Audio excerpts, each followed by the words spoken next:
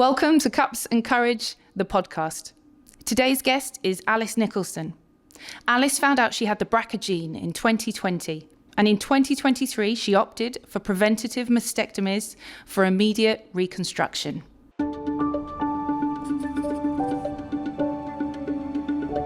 Cups and Courage, the podcast. And today I welcome Alice to the podcast. Thank you. How are you? I'm good. Thank you so much for having me. No, this is brilliant. I'm so excited to sit and talk with you. A tradition we have on our podcast is we ask our guests to bring in their favourite biscuit. Mm-hmm. And I am aware your favourite biscuit is sitting in the Cups and Courage cookie jar. Yeah. I have no idea what this biscuit is. So if it's all right with you. Yeah, go for it. Here we go. It's of our time. It's of our time. I've known Alice for a little while, so let's... It's of our time and of our background. Oh. Alice, would you like a Jaffa cake? A Jaffa cake. I mean... Controversial. Yeah, I know, because is it a cake or is it a biscuit? Well, thank you for bringing a Jaffa cake. So, obviously, you and I have a dance background. We do. And these were billed as the lowest calorie biscuit.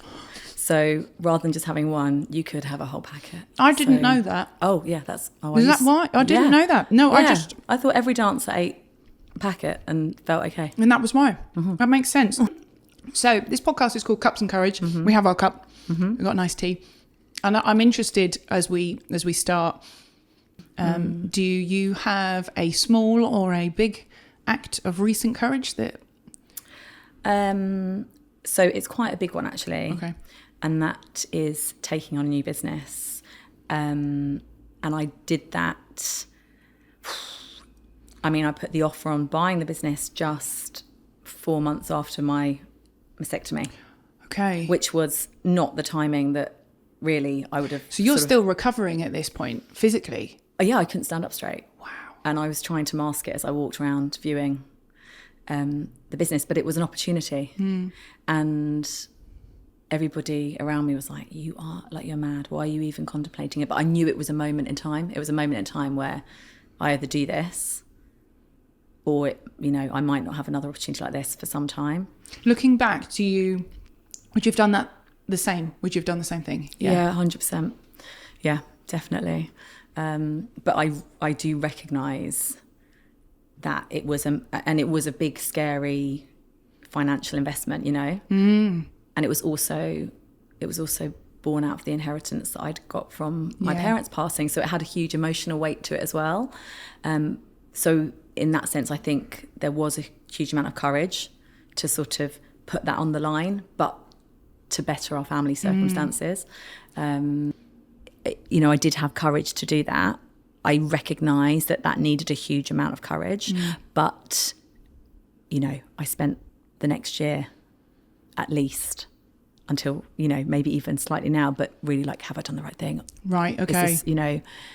So, but then surely maybe that may, that is taking a leap of faith in anything, isn't it? Yeah, because, you don't know what's on the other side of it, but you've got to make a choice, right? You've got to do the thing. Sliding doors. Thank you for the courage moment. That's okay. Okay, so I'm really interested because obviously your double mastectomies were as a result of preventative surgery. Mm-hmm. That's what they were because of the BRCA gene. Mm-hmm. So can you give me a little bit around that? What made you choose to have that surgery over not? Because if at the time, for those that aren't aware, BRCA is a gene mutation, isn't it? And so you didn't have any active cancer. But obviously that's a key decision that you made to risk reduce, basically. Okay, so I'll take it back to my early 20s when I found a lump and I went to see my GP, and I was aware that my grandmother and my great-grandmother had died of breast cancer at 38 and 40 respectively. So I knew that I had that family history, and the GP said to me, no, it doesn't pass through the paternal line, don't worry about it. Did they actually say that? Yeah. Wow. Because that was obviously what the research was at the time. So I went off, went and had myself checked out at the breast clinic, and it was nothing. It was lumpy tissue. So I put that to bed. But I've always known that the women that came before me, you know, that was their fate. So it has always been in my mind. And so I think when I was told that I had the BRCA2 gene mutation, it was a no-brainer for me. But then I think, you know, to contextualize it, like you said in the introduction, I had just lost my mum, then 12 weeks later my sister, and then 6 months later my dad. Not even 6 months, actually. It all happened within 10 months. But so death was very much on my mind. And so I wanted to avoid it. Essentially, I wanted to avoid it. So I think I was in a headspace of, if you're on a knife edge and things could go either way, they will go the wrong way. That was how I was experiencing life at the time. So I think in terms of the situation that I found myself in when I had to make the decision, it was a very quick decision. It was really quick. Like, I think some of my family members were like, do you want to take some time on this? No, thanks. No. What about the healthcare professionals? Yeah. What was the narrative around that? You know, did they have a feeling one way or the other? No. So you're referred to the genetics counsellors, and you have the genetic testing, and it's a 50-50 chance. So, you know, if your parent has it, you've then got a 50-50 chance. And again, I've got to say, I just felt I was going to have it. And again, it was because of how life was playing out for me at the time. So I wasn't surprised when they said, you do have it.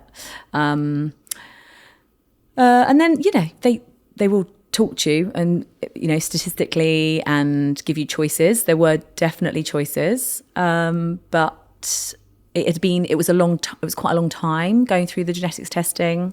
That process was quite a long time. I was going to say, because actually you found out in 2020. Yeah. And it wasn't until 2023. No, it was 20. Yeah. I mean, I'd had the first prophylactic surgery in 2020. Sorry, I can't quite remember, when I had my fallopian tubes out. So that was the first thing. Yeah. So just for prophylactic, what we mean when we say prophylactic is it's preventative. Prophecy. So prophylactic. you had your fallopian tubes removed right, as part of a clinical trial. Yeah. Because of ovarian cancer risk. They believed that it's called the PROTECT trial, and the theory is that the microcells start in the fallopian tubes and then they travel to the ovaries where they manifest. Yeah. So if you can get the tubes out, obviously it's reducing that risk massively. So yeah, there was, even within that genetic, when you're still under the genetics team, it was months and months and months. So I think by the time there was a choice to move forward, I just wanted to get on with it. And I remember when we've spoken before, you said there was a nurse. Was it a nurse that you'd had a conversation with? So there was one of the specialist nurses that I spoke to, and it was sort of crunch time about booking things in and stuff. And I just had a little wobble, and she said, it's a totally personal decision. They give you a specific risk. So they look at your family history. Obviously, there's whatever they have pulled from that genetics data, etc., and the testing. So I had a 70% chance of developing breast cancer, 70. So she said to me, if you were in the middle of the road and I said to you, there is a 70% chance that a truck is going to come and hit you, would you step out of the road? I mean, it's just it's so clear, right? Of course. Who's going to say, yeah, I'm going to stand here and wait and hope that my 30% chance is that I'm going to still, for me, it was a no-brainer. Yeah, when you said that, I've never heard it like that. And it is, you're right, it's so crystal clear. Yeah. Things become very, very clear Focused, when someone changes the context sometimes. Yeah, absolutely. Because our experience of cancer or death or, can be skewed sometimes depending on what we've, what's come before. Absolutely. Or if you've had very little contact, like some families have a lot of cancer in their family. Some people haven't been touched by it much at all. And it just seems like something that happens to other people. Yeah. So actually, by changing the context, I think it was hugely helpful. Did you always know that you wanted to reconstruct? So what I know that you felt quite strongly about, right, I'm going to get out on the road. Yeah. And so the choice to reconstruct, how did that come about? So I did always want to reconstruct. And it was quite interesting actually, because at the time when I knew I had the BRCA2 gene mutation, I actually reached out to sort of my wider circles, and it ended up that through, you know, friends of friends and networks, that there was this group of women that some of them I had known in my past professional life or whatever also had the gene mutation. So we sort of came together and we were all at a very similar point in terms of diagnosis or whatever. And another dancer actually, she had a surgery before me and she stayed flat. And actually, if I'd stayed flat, I could have had the surgery quicker. So the Royal Marsden, they lost funding, but it was lost funding. It wasn't just the Marsden. Across the board, funding was lost to reconstruct using the DIEP reconstruction, which is what I had, for a prophylactic surgery. Okay. So what then happened is that everything was frozen and time-wise. And then when I saw my oncology team, so obviously I had the oncology team and then the plastics team, two separate teams that then worked together when it came to surgery. He said, look, we have lost funding, so everything is on hold. But don't try and go to a different trust, because if anyone's getting it back, we're going to get it back, because we're the Marsden. Like, he wasn't saying that arrogantly. It's just that it's a, you know, huge, world-renowned hospital. And then luckily the funding did come back. But I was at the point there where I was like, right, am I going to stay flat? Am I going to have implants? And I was actually at the point where I think I was going to have implants, because I just needed to get on with it. Yeah. So just for, yes. There was a point then where there was complete freeze due to funding for anyone who was having a prophylactic, you know, so a preventative mastectomy, and there was no funds to be able to reconstruct using DIEP flap, right? Yes. But for implant, if you wanted an implant, they would still be doing that. Yeah, okay. Because it's a cheaper, quicker surgery. Right, get it. So it makes complete sense. But obviously there are risks with implants, and I'd done my research and I felt that it wasn't necessarily what I wanted to do. But to be honest, again, I was really on the fence. There's a lot of decisions to be made. And actually, again, it was down to the reason, in the end, why I went for DIEP was these two amazing female plastic surgeons who walked into my consulting room one day, and they kind of just took the decision out of my hands. They said, yep, we're going to do it. Okay. You're going to do it because it's going to be better for you. We're going to, two women, best friends in real life. They're like, we're going to look after you. We're doing it together. So it's going to halve your surgery time. Yeah. We're going to look after you. We're just going to do it. Do you think that influenced the fact that they were females and the way in which that they kind of carried that conversation? That definitely had a bearing. Oh, hugely. Yeah. I ended up with like an almost all female team. There was one male surgeon who was an absolute angel, I've got to say, especially in the sort of immediate aftermath, because it's really, DIEP is the immediate days that follow are really, really knife edge and really important. And so, he was not even at work, but I had his mobile number and he was obviously on call, and we would just be in constant contact. What's going on now?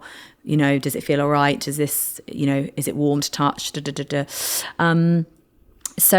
But I think having the female team, I did feel really looked after, and I felt like they understood, rightly or wrongly. That's not to say, but I had this male surgeon when I was sort of at the beginning of the process, and he was literally like grabbing handfuls of flesh because they were going to use my fat on my abdomen to reconstruct. So I totally get it. And I don't think he was doing anything wrong, but it's just, as a woman.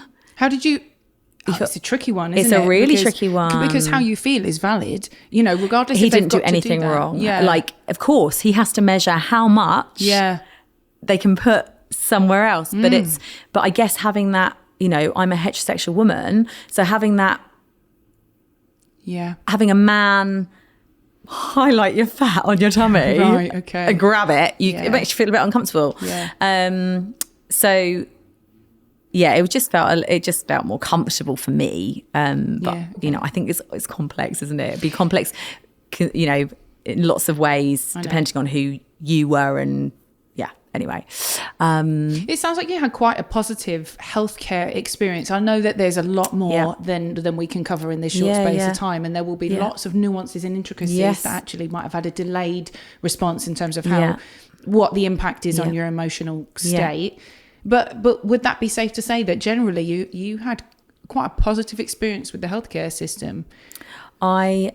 Yes, absolutely. And I'm well aware that I was really lucky, and that it's, you know, definitely a case of the whole postcode lottery situation, that I live near London. So I was allocated to two of the best hospitals in the world, you know, arguably.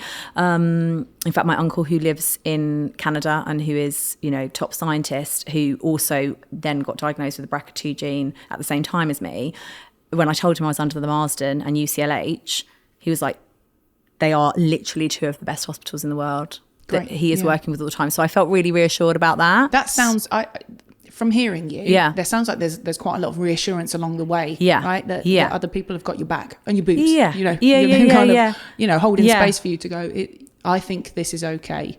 But I'm really aware that it's not the same experience for everyone. And I joined different Facebook groups, like about BRCA gene, about DIEP surgery, reconstructive surgery, and I was really aware that there were women that were waiting for the DIEP reconstruction who had been waiting for 4 years. Okay.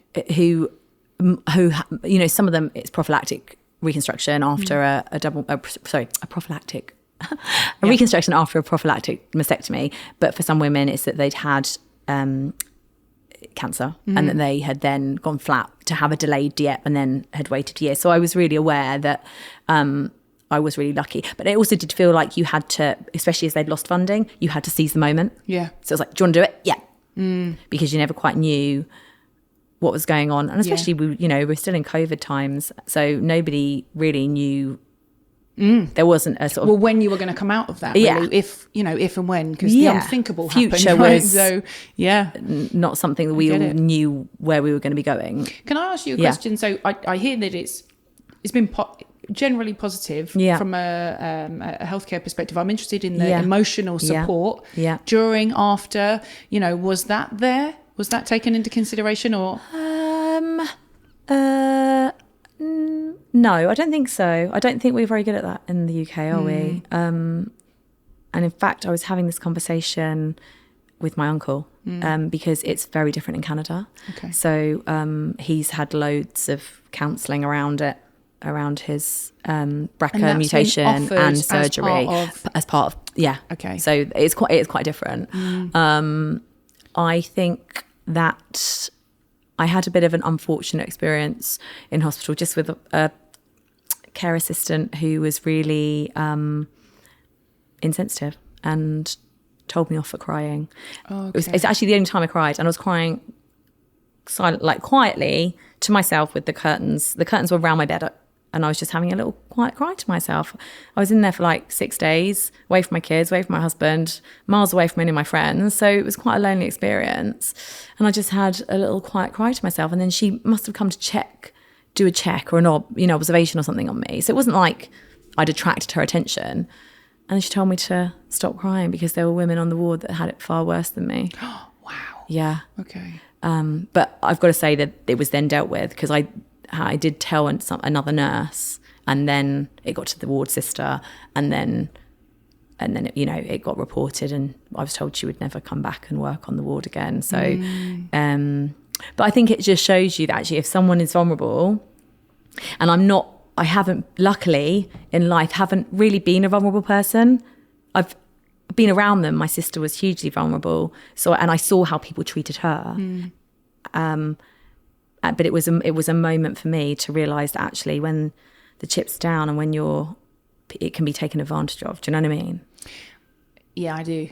I do. And also, you don't know how you're going to respond in those situations when you are compromised. Yeah. Because I think whether or not you have cancer or you know, this is a risk reducing thing, it's the same space that you're like, it's fear, you know, and the unknown. Yeah. And it's all new. None of us chose this, you know.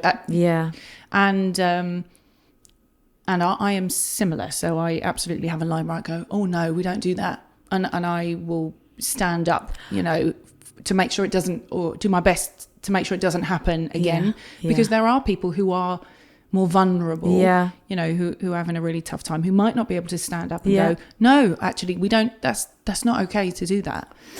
And if I'm completely honest, at the time, I am somebody in life who does that, speaks up on other people's behalf as well. But in that moment, I was actually quite nervous about what the repercussions would be for me. So when I initially told another nurse, it's because she was so caring and so kind, you know, like I couldn't go to the toilet on my own or anything. And she was just so kind and caring, this other nurse. And when I saw her in the morning, I was like, thank God you're here, you know. And I'm so pleased you're here and this is what happened. And she said, we've got to report it. And I said, I don't know if I want to, because you know what happens in hospital at night. Skeleton staff, like it's quite, I thought, I don't want to be stuck with this care assistant who thinks that I've reported her and then not receive care, essentially. So I was quite nervous about it, but I was reassured to go ahead and make the report. And thank goodness she's not going to be able to do it to somebody else on that ward at the Marsden, you know. Yeah, I think you're right when you're talking about the emotional care in the UK. You know, that's the only experience I have. I think that there's work to do. There's definitely. Well, I struggled quite a lot after a diagnosis, and I remember reaching out, going, "My head's not.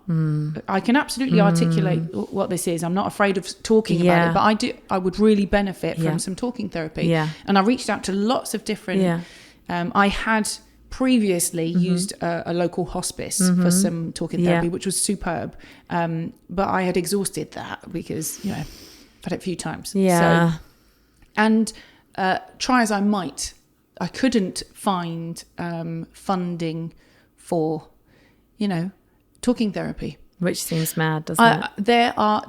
They, of course, we have them in the NHS, but linked specifically to cancer, you know, and the after effects or just space, you know. But I think you find these pop-up groups, you know, where communities take it into their own hands to go, you know, we all need a space to connect. We need a space to talk about these things, which is excellent. But I think definitely sometimes, from my experience, you're left to go, off you go. There's no more cancer at the minute. Off you go. Have a life. Carry on. And depending on your own experience, lots of things can happen off the back of that. Exactly. And who have you got to talk to at home and how do they receive it? So you had enough time. You weren't pressured, didn't feel pressured to make a decision that wasn't right for you. Yeah.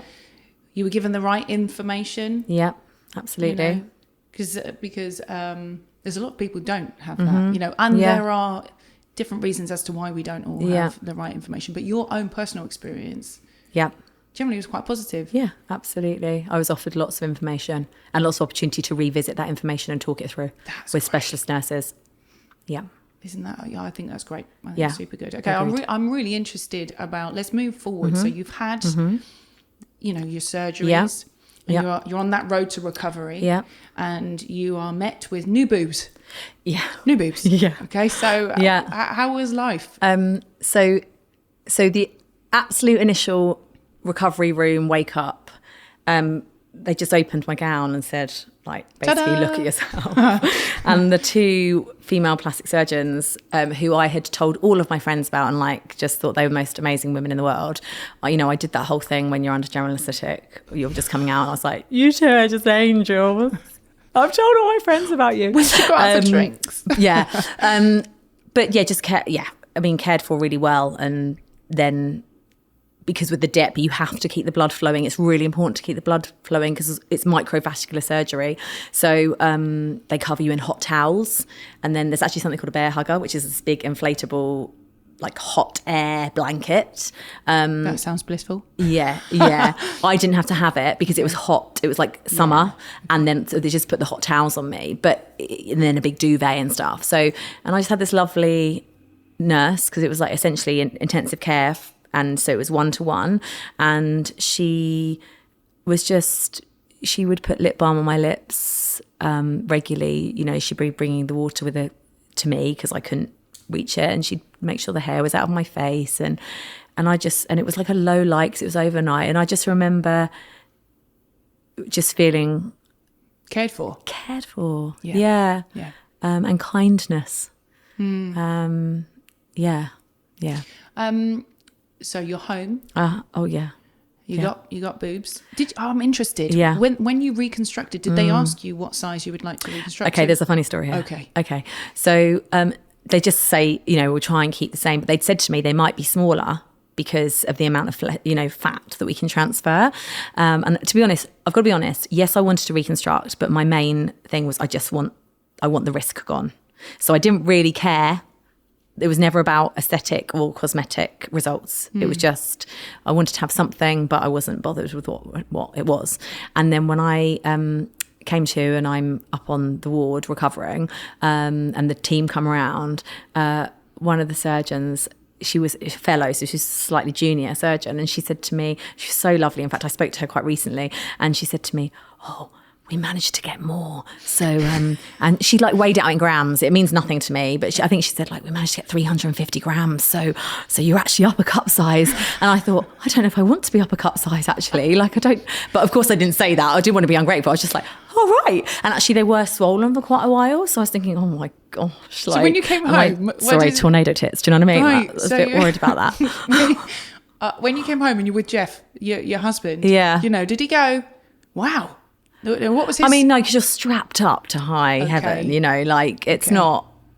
But it was quite funny. I do look back now and I would show anyone who came to my house. I did that. Yeah. I think it's part of the trauma healing. I remember the postman turning up. Oh no. Like it was, you know, I mean, we were familiar, so it wasn't like a, you know, please don't make me feel worse about this again. But I remember the postman turning up. His name was Mark, and I think I told him that I was having surgery, whatever, and this was the first few days, and obviously, so I didn't reconstruct, and so he came to deliver something, and I said, Mark, I've had my boobs off, and I think it was probably still on, you know, enough kind of drugs that was okay to say. Yes. And then I said, look, I don't even think I said, do you want to see? I think I took the choice out of his hands, which is unfortunate now, you know, looking back. But I think I was at a birthday party and I did something similar. Yeah. Not clearly in front of, you know, but one of my kids' birthday parties, one of the mums was, oh, how are you feeling? Yeah. Oh, great. I know. Yeah. I mean, I did that. I think, and lots of people did want to see, but I remember there was a group of my girlfriends and, you know, and they were just a bit like, all right. I think it's part of the healing. I think it's part of for me, it was part of the normalizing this magnitude of something that's happened that I can't quite explain how big a deal this is, and I haven't processed it. But the more I talk about it or go, look, then I am normalizing something that I can't get my head makes around. Sense. Right? Yeah. You know, at the time. I think massively. And also because you put clothes on, you cover it up, and actually then the magnitude is not seen, and how many people are you actually going to say this is what happened? You know, I actually did a week sort of 10 in my recovery because it was a long recovery. It is a long recovery, and I did write a Facebook post and sort of detailed what it was, because you know, literally, you know, thousands of stitches from here to my pelvic bone. And you know, bits of bone taken away to get to the veins, to my rib. You know, I remember going, it's a bit sore there. Like, oh yeah, that's where we removed part of your rib. I was like, oh right. So I did, you know, actually saying it without actually having to make a speech about it, but having it written down was actually something that was quite useful to me. But I remember you asking about Jeff, my husband. I remember standing in the shower, and I'm taped up so I'm a hip to hip incision, and then obviously the boobs, and I couldn't stand straight for over 6 weeks, and I remember him just looking at me in the shower, and actually it was like a penny drop moment for him as well, which I think was really important because it was really hard for him as well to try and care for 3 kids, young kids, but he went, oh babe, it's, you know, It's big. It was like a moment, and that was quite important for me as well, because you don't want to feel like a burden, do you, to someone, or that you're ever going to be I would never sort of extend my time in bed anyway, you know what I mean? I'm up and let's get at it person. But I also think that it's a really valuable dynamic shift, temporarily as it may be, but actually you are someone who's so independent, you're so capable, right, in every element of your life, or so the perception is. And actually seeing the person that you love really compromised, physically compromised, and scars hip to hip, stitches everywhere. That must be a shock for somebody to see. Especially if they've been used to seeing you quite stoic or strong, or right, we move through. Also considering everything else that you've been through in the previous few years. So what's your relationship like with your body? I suppose I'm interested. I didn't really ask you about what it was before, but has it changed, the relationship you have with your body? And when I say that, I mean visually, your physical appearance, as well as what other relationship you might have with your body. So I think initially, so I'm numb. So the nerve endings have gone. So I don't have any sensation on the reconstructed breasts. I do on the very periphery, but not the main body of it, and also across my abdomen. So that was quite a weird sensation to get used to, and therefore there is a disconnect, So like, for example, last summer my stomach got really sunburnt, because I couldn't feel it. Okay. So there is a bit of a disconnect. So I think that's... but in terms of how I feel about my body, I initially was so desperate to get back to normal life that I didn't think much about it, actually. And do you know what? Here's a really important thing that happened. I went to my 12-week post-surgery check with my plastic surgeons, and they said, let's talk about what we're going to do next, like phase 2. And because there had been things post-surgically so I had lost fat. So where they transferred it doesn't always take. So I had these like dents. I had a number of dents that you could see if I was just wearing normal clothes, because it was on my neckline. Not neckline, but you could see it. And then I'd had a hematoma.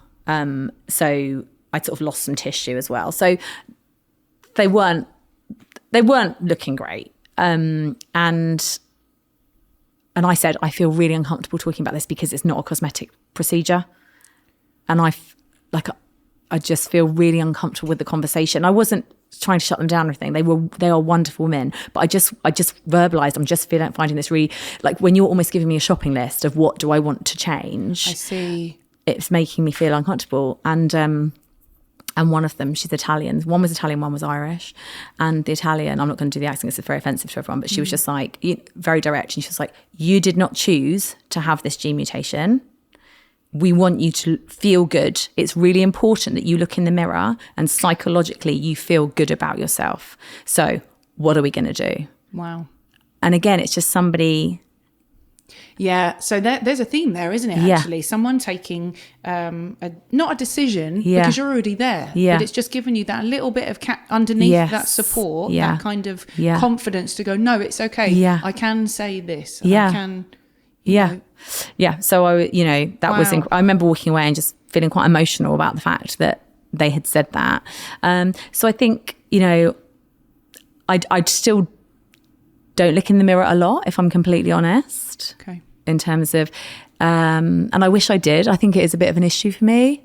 I think I would love to be someone who was more, took more sort of ownership on it. And has that changed since before then? So it's hard to know. Right. Coming from a dance background, body issues, how you see yourself, it's always been a tricky relationship. And there have definitely been times where I've sort of, since surgery, I've felt better about myself. I think I got to a point where, so the phase 2 is sorting out things that haven't quite gone right in phase 1. So for example, for me, it was fat transfer into the bits where there were divots. You're not in phase 2 yet. I've had phase 2. Had phase 2 just recently in February. Okay. And also where the hip to hip, so like the pinch points there. So there are things that you can tweak, but it's also nipple reconstruction if you want to have it. Have you had? So I did. Okay. So I had it in February, and again, at one point I was like, I don't know if I want to go through surgery again, and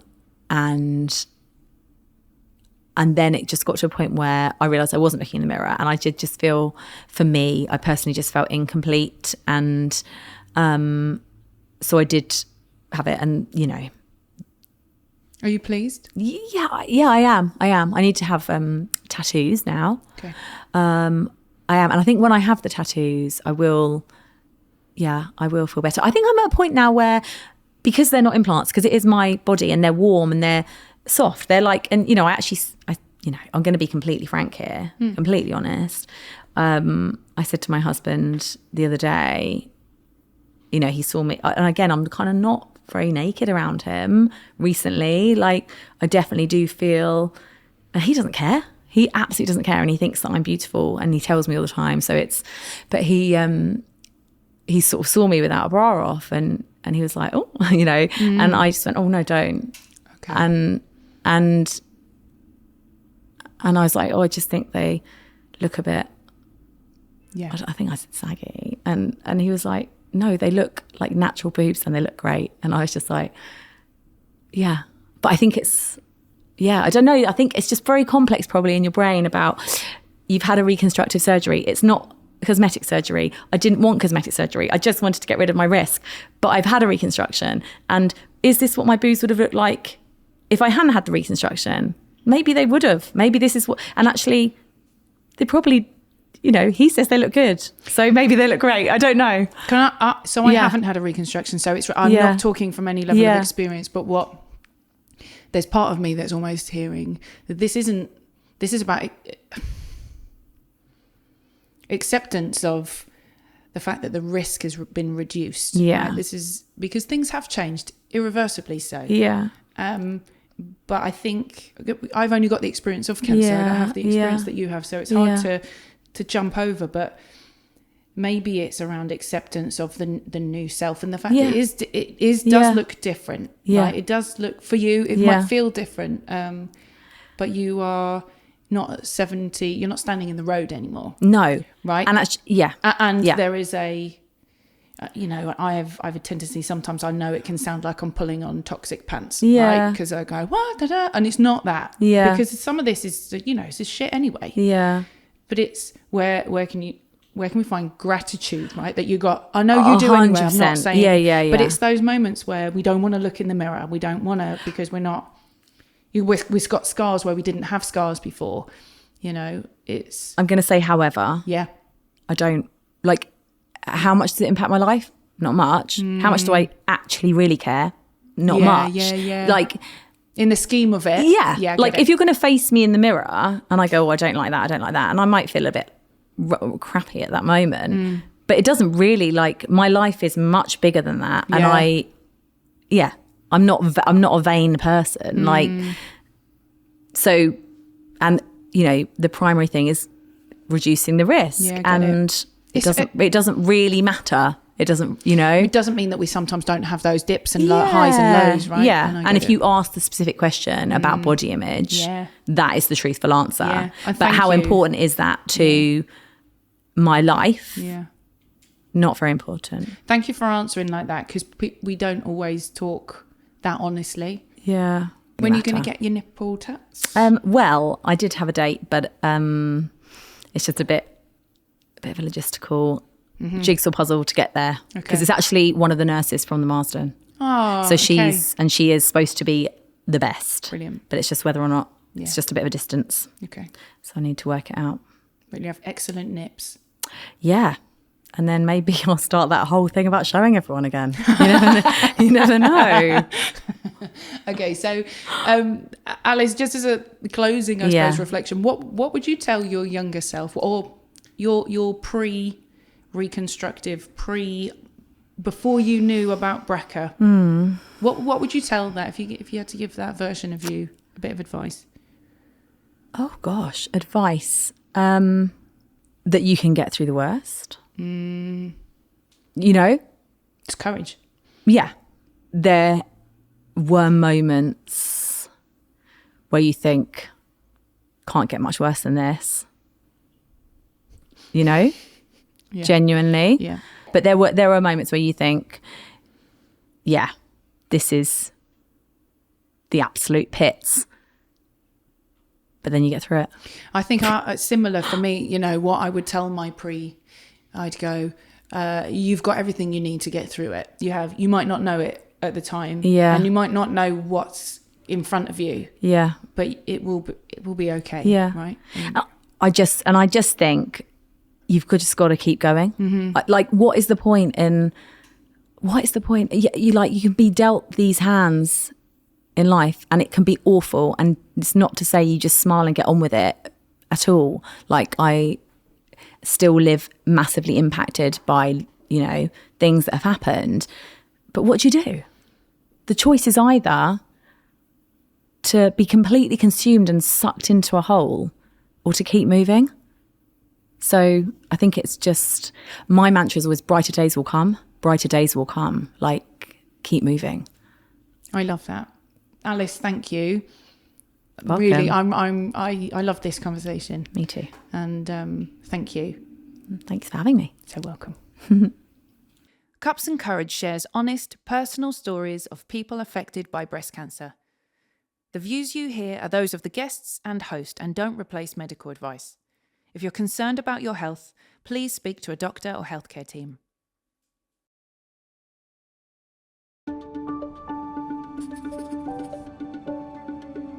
Cups and Courage, the podcast.